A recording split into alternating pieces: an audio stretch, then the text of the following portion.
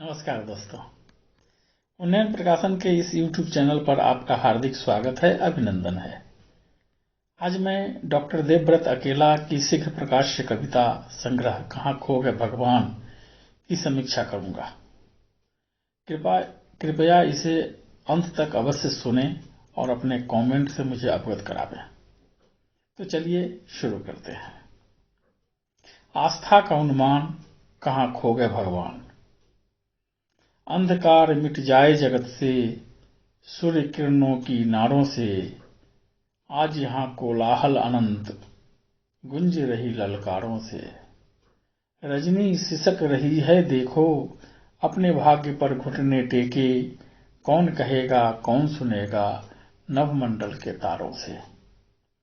इन पंक्तियों में एक प्रश्न, एक दुविधा और एक चुनौती है, जिसे कवि प्रोफेसर डॉक्टर देवव्रत अकेला ने सहर्ष स्वीकार किया है कि वे अपनी ओजस्वी आवाज से दिग्दिगंत हिला देंगे और पीड़ा, जलन, कसक, टीस और उन्माद का जहर जो लोगों के अंतःस्थल में अवसाद की गाद बनकर बैठ गई है, उसे निकालकर बाहर फेंक देंगे।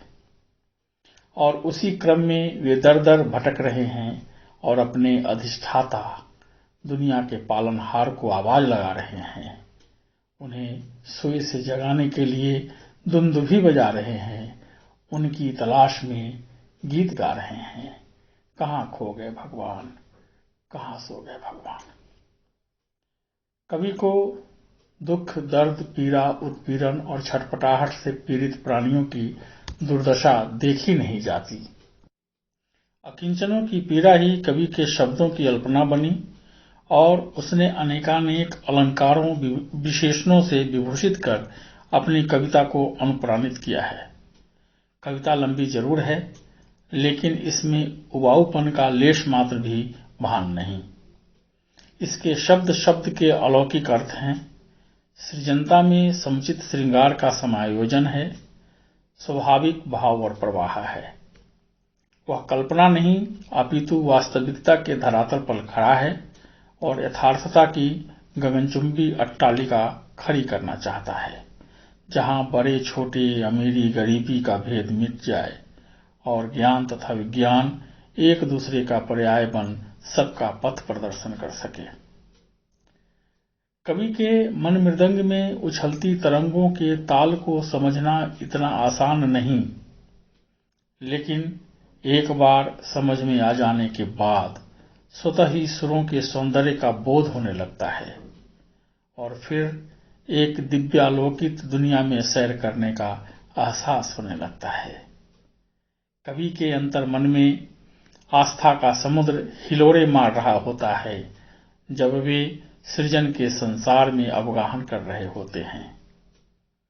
वे जीवन के दो प्रमुख पहलू, सुख दुख, उत्थान पतन, अमीरी गरीबी, आशा निराशा, जीवन मरण को पूनम और अमावस से जोड़कर देखते हैं।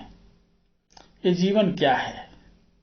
एक गूढ़ प्रश्न, जिसे साधारण शब्दों में परिभाषित किया जा सकता है, समय चक्र के साथ सांस लेने की अनवरत प्रक्रिया। फिर दूसरा प्रश्न, सांस क्या है? हृदय को स्पंदित करने वाली ऊर्जा का संचालक प्राणवायु। प्राणवायु एक ऊर्जा है, सूक्ष्म है, अदृश्य है, जिसे सिर्फ महसूस किया जा सकता है। ईश्वर भी तो ही है, सूक्ष्म, अदृश्य, सर्वत्र, सर्वशक्तिमान, अलौकिक, अनंत, जिन्हें सिर्फ महसूस किया जा सकता है। लेकिन ईश्वर को महसूस करने के लिए असाध्य साधना की जरूरत है। आपको अपने अंतर्मन में सत्व को तलाशना होगा, मौन को समझना होगा, एकांत प्रवासी बनना होगा। जब आप स्वयं को समझ लेंगे, तब आपको एहसास होने लगेगा कि आप ईश्वर के बहुत करीब हैं और आप में भी ईश्वर के गुण पनपने लगे हैं। आप आसपास के सभी चराचर में व्याप्त व्यष्टि में समष्टि की खोज करने लगेंगे। आपको लगेगा कि हम सभी ईश्वर से चतुर्दिक घिरे हैं, हमारे अंदर और बाहर सर्वत्र ईश्वर हैं। ईश्वर का ही अलौकिक संसार है। तो फिर ये दीन दुनियों की पीड़ा कैसी? सभी सुखी और समान क्यों नहीं? भौतिक अवस्था कुछ और ही है। ऊंच नीच, भेदभाव, अच्छाई बुराई का अखंड साम्राज्य, कचरों का आगम भंडार मानव मन के अंदर भरा पड़ा है, जिसे देखकर कवि के संवेदनशील मन में वेदना के स्वर प्रस्फुटित हो जाते हैं। पहले वह प्रार्थना और अभ्यर्थना करता है धरती के उन तुच्छ प्राणियों से जिन्होंने अपनी तिजोरियों में कैद कर रखा है अकूत धन लक्ष्मी को। जब उसके अनुनय विनय का कोई प्रतिफल प्राप्त नहीं होता, निराशा ही निराशा हाथ लगती है, तब वह भगवान को पुकारने लगता है, क्योंकि उनके दरबार में देर है, अंधेर नहीं। सृजन के समस्त तादात्म्य और एकत्व से उत्पन्न संवेग कवि को आहत कर देता है। वह समझ जाता है कि संसार सापेक्ष है, लेकिन यहाँ के लोग निरपेक्ष नहीं।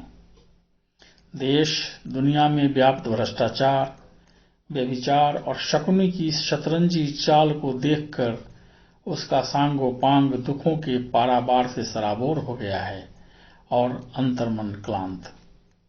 वह किंकर्तव्य विमूढ़ हो गया है और इससे उबरने का एकमात्र सहारा उसे भगवान ही नजर आते हैं। उसकी छटपटाहट और उद्विग्नता का पता इसी से चलता है कि काश कोई आ जाए, आविर्भाव की कथा दोहरा जाए, पहुंच कर आंसू हमारे दुख दर्द मिटा जाए। सबों की है अपनी हुंकार, ऐ मालिक ऐ मौला बता दे, कहाँ जाऊं क्या करूं तू कहाँ है, आ देश को उन दरिंदों से बचा दे। कवि आशावादी है और उसे भगवान पर भारी भरोसा है। उसे उम्मीद है कि भगवान एक न एक दिन उसकी पुकार अवश्य ही सुनेंगे और इन गंभीर समस्याओं का निदान अवश्य ही निकलेगा।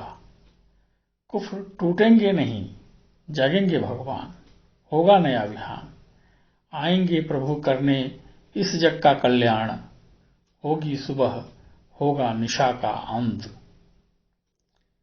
एक अलग अलख जगाता समता मूलक समाज की कल्पना करता कवि भगवान को याद करता है। उसकी याद में, उसकी आवाज में अतीत की यादें, वर्तमान की पीड़ा और भविष्य के सुनहले सपने हैं। वह सकारात्मक सोचता है क्योंकि वह आस्तिक है, अंधविश्वासी नहीं, और उसके मन में भगवान के प्रति अनंत आस्था है। उनकी यह कृति सकल संसार में कीर्ति और यश फैलाएगी, आशा और विश्वास है।